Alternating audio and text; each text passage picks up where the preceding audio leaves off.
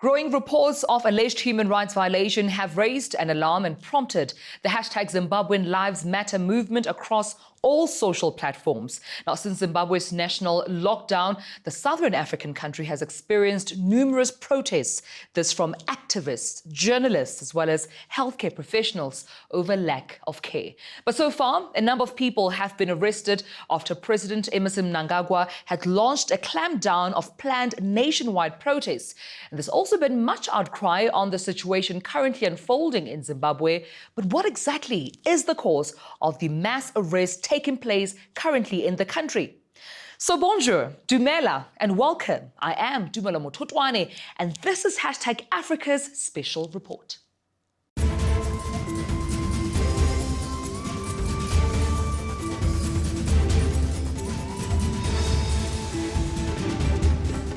For this conversation around what's been happening in Zimbabwe, both politically and economically, I am joined right here on hashtag Africa by the MDC Alliance chairperson in South Africa, that's Mr. Trust Ndlovu, as well as Pan-Africanist and constitutional lawyer, Mr. Brian Gakoro. But before we get into our conversation, we just want to put it on record that we have invited the ZANU-PF, and last minute today, to be exact, they of course cancelled on this particular conversation. Gentlemen, thank you for your time and welcome to hashtag Africa. Thank you for having us. Mr. Gakoro, I want to start with you and perhaps in the segment focus more on the human element of what's been happening in Zimbabwe. We know that political tensions are imminent, but at the barrel of this, those who are directly impacted are the people of Zimbabwe. What's been going on the ground?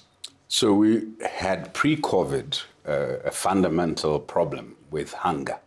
The United Nations estimate that between 7.5 to 8 million Zimbabwean are likely to face hunger this year. Then COVID hit, which necessitated lockdown. 90% of working Zimbabweans work in the informal sector, and they earn their living on a daily basis. So a lockdown essentially decapitates their ability to earn a living on a daily basis and to feed their families. So you saw instances of people almost defying lockdown, but what they were doing is just trying to find something to eat for themselves and their children. The response of the state was very vicious. So you saw instances of the police beating people up. And the third thing is, we had for months leading up to COVID, had a health strike. Health workers were poorly paid. Right. A health worker, doctor in Zimbabwe is paid less than you pay a security guard here. And so when they started demanding before COVID an improvement in their working conditions, an improvement in their wages, the government was fairly dismissive. Then they went on a strike, right? So you had nurses, your doctors strike, and of course the government's response was to arrest. When COVID hit, we knew there would be a crisis because you have a highly demoralized health labor force, a fairly intransigent and arrogant government that's not willing to budge on the demands being made by the health workers, the frontline health workers. So part of the challenge that you've had is you have dilapidated medical institutions with insufficient medication and equipment, but you have highly committed health personnel who are so poorly paid and sometimes so badly treated that the challenge you face is you have the humanitarian crisis relating to food. You have the humanitarian crisis relating to health, and then you have a humanitarian crisis relating to income. Right. Because of the informal sector. Then, of course, all this is exacerbated by certain things. That a lot of people live in fairly crowded conditions. Zimbabwe already had electricity and water cuts. And in some places where you had water, the water was not of a good quality. Yes. So you faced a challenge where you were not able to do or to comply with WHO requirements even when people wanted to, because of the factors that I've referred to.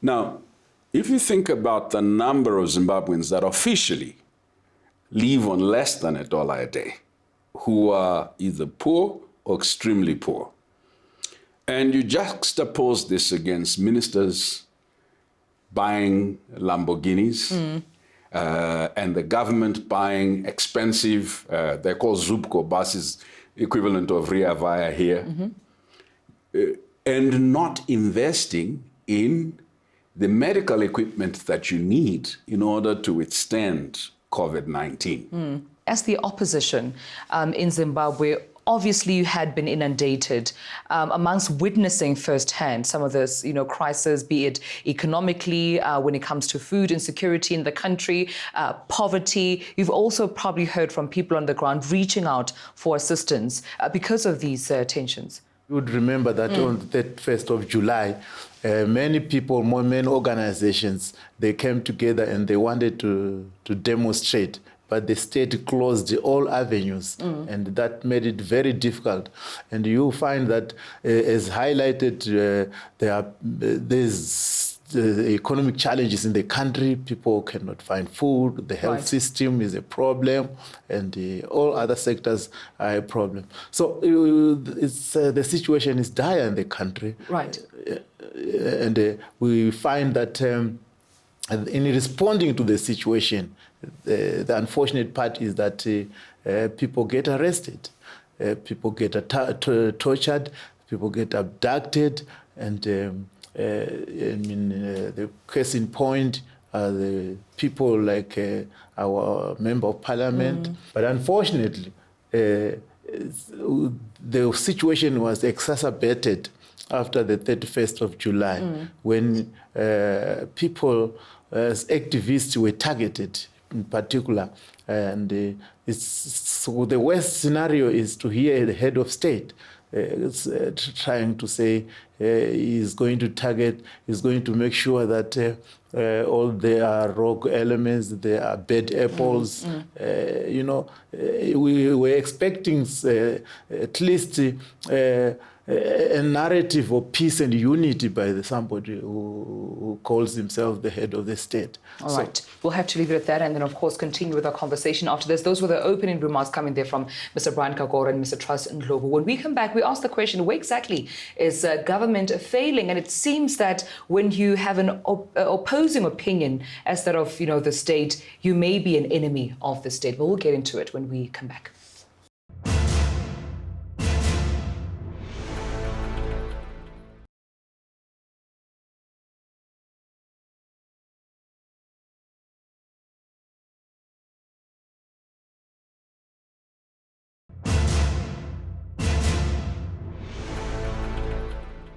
Thank you for joining us right here on #Africa, and welcome back to my guest, Mr. Kakoro. Do you get a sense, which is what we are getting as SADC as well as the rest of the continent and the rest of the world, that when you do oppose the government of Zimbabwe, you are an enemy of the state? We've seen this with the arrests, not only of journalists, but of protesters, reports of, some opposition members even going into exile, some being abducted. Are you an enemy when you express opinions that are opposed to that of the state? The psyche of the one-party state that Mugabe tried to enact in the 1980s never quite left Zimbabwe. My colleague Tsitsidanga Rembwa, my compatriot, suggested that part of the psyche constructs a singular Zimbabwean identity. ZANU-PF supporter, not just ZANU-PF supporter, rabid supporter. If you so much as attempt to oppose, you become an enemy. Joshua Nkomo tried to oppose, he became an enemy. Morgan Tsvangirai tried to oppose, became an enemy. Margaret Dongo tried to oppose, became an enemy. We have constructed, since independence, a wreckage of lives destroyed, of patriotic citizens who were trying to point out what ZANU-PF itself finally conceded in November 2017 through the coup that they did.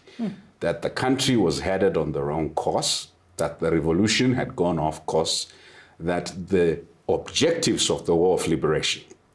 And I need to say what those objectives were. Right. There was land redistribution and reform, but there was also universal adult suffrage, because what Smith had denied black people was the ability to select their representative in free and fair elections. The third was dignity, humanity, equality, and justice. So the War of Liberation was not a singular narrative about the land. The War of Liberation was about freedom, about justice, and about material well-being of black people. And unfortunately, the zero-sum game and approach to power by ZANU-PF, where anything that opposes that power project must be obliterated or eliminated, has led us into a place where neither ideology nor ethics matter. So when people refer to sacrifices they made during the War of Liberation in order to justify looting funds during COVID that are needed by ordinary Zimbabweans, right, you realize that they missed the whole point of the War of Liberation. What was that point? That responsibility and accountability are necessary concomitants of power. The Liberation Army used to say the people are the water and the liberation fighter is the fish. Fish needs water. That disconnect between the plight of ordinary people and the sort of primitive accumulation we're seeing among ZANU-PF elites, and this will to power as opposed to will to govern, explains the Zimbabwean crisis. I need to then ask you, in terms of your engagement, Mr. Ndlovu, with ZANU-PF as a party. Obviously, there is resistance there in terms of opposing opinions and just a vision on how to govern in Zimbabwe. But put us into your confidence in terms of how those engagements are going, if at all they are successful. It's unfortunate that the regime of Emmerson Mnangagwa is not open to genuine engagements. You would remember that the only engagement that the Mnangagwa created for himself is what they called Pollard, that dialogue. And that you find that the only people who come in there are the people who don't mind about the major issues, the major outcome of the dialogue, which is to free Zimbabwe. But now, look, in a dialogue, we expect somebody who can be free, somebody who can have an underwriter, like what happened during the GPA. Sadiq was the underwriter of that dialogue, and that's why it bore fruits. Although Mugabe turned out to not to respect, to renegade on some of those resolutions they had agreed upon. But look, as the MDC is open to dialogue, is open to engagement, but those engagements are closed down. At the moment, it's very difficult for the opposition actually to engage. That is why the opposition is calling for solidarity from other African countries. All right, Mr. Ndlovu, that's where we leave it for now. We take a short break. When we come back, we ask the question, what would it take for Zimbabwe to come out of crisis? And can the international community lay a helping hand, or will they be met with resistance? We'll find out when we return.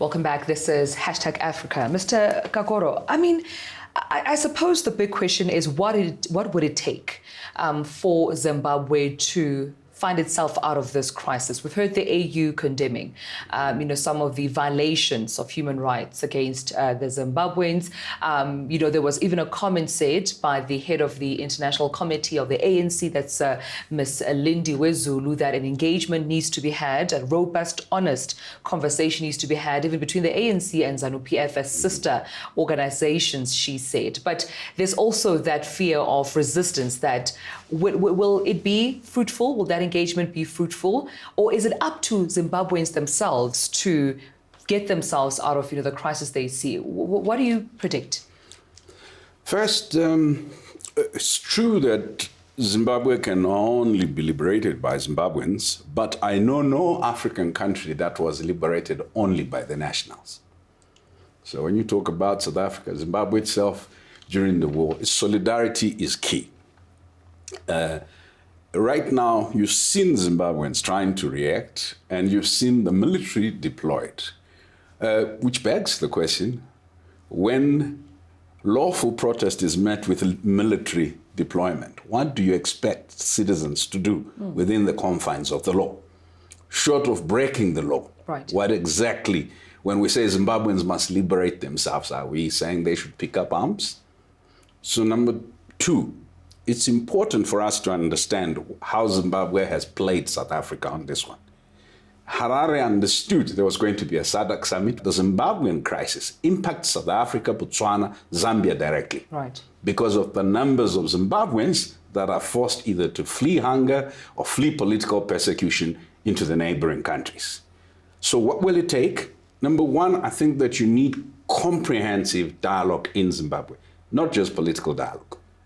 Number two, comprehensive state reforms that prepares the country not just for an election, but accountable governance. Number three, what do you do? Are you going to trust ZANU-PF to do the reforms? Are you going to set up a transitory mechanism? But whatever you choose, you need guarantees and guarantors. And it would appear that SADC seems incapable of playing that role, partly because the incoming chair of the Troika, Mozambique, has asked Zimbabwe for military help to deal with Cabo Delgado, right? South Africa, which is chair of the AU and trying to help, seems hamstrung by the fact that without SADC Troika indicating there's a problem, South Africa itself is unable to parachute from the AU. If you do a bilateral party-to-party, it's difficult to then, as a party, gain the mandate to be able to talk to everybody else in the country that you need to talk to. At some stage, people need to realize the bad behavior of any liberation movement will soil the image of all liberation movements in the region, number one. Number two, COVID has strained the South African, Botswana, Zambian economies. It is unfair for anybody to sit back, watch Zimbabwe play delinquent, knowing very well that the net effect or the domino effect of that misgovernance and repression in Zimbabwe will be a further strain on the neighboring economies that are already largely strained. So there is a need for the neighbors to be tough with Zimbabwe.